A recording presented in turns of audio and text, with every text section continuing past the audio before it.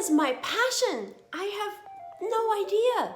I used to have a very cool job that allowed me to travel to very cool places, and it paid for all my bills and more. It made me very comfortable with my identity. I could always brag about what I do at work and about the company, and I could always feel like people were shooting out respect from their eyes. Yeah, it felt good. Then one day I was on a solo diving trip in Thailand in one of the most amazing diving spots called Similan Islands. A fellow diver showed me his underwater photography collection. And while I was admiring all his colorful adventures, he suddenly turned to me and asked, "What are your hobbies?" It took me by surprise because I couldn't brag about my work anymore and I had to come up with something smart to say quickly. I run meetups. I have the largest marketing group in Munich and I have another group about artificial intelligence.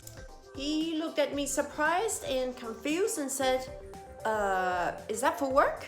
And I said, oh, no, that's what I do outside of work. The sad truth was I didn't do much outside of work, not only because I was always exhausted after work and just wanted to chill, but also I just didn't know what I was so passionate about that I would pursue in my free time. That also made me realize that who am I without my job title? I was so comfortable attaching my self-worth to those big brands and big corporations, but without the job title, am I still valuable? And I believe some of you may feel this way as well.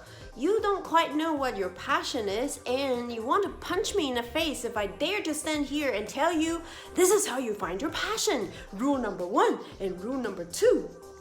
Well then, haha, you'll be happy to know my answer. How do you find your passion? Don't. Because this question implies there could be only one and only passion and you have to find it. This is why I don't subscribe to a 5-year plan because things change and we need to allow for this fluidity in our vision and focus too. Just follow your passion is dangerous because it assumes that your passion and interests are fixed and we all just have one calling and we have to find it and chase after it as soon as possible. The problem is we live in a world where change is continuously accelerated thanks to so many factors, be it the fourth industrial revolution or robotics and AI or coronavirus. The truth is so many job opportunities will be created in the future don't exist today yet. And if you're only focusing on chasing something existing, how would you find out about these opportunities? Some Stanford psychologists said, instead of finding your passion, try developing it.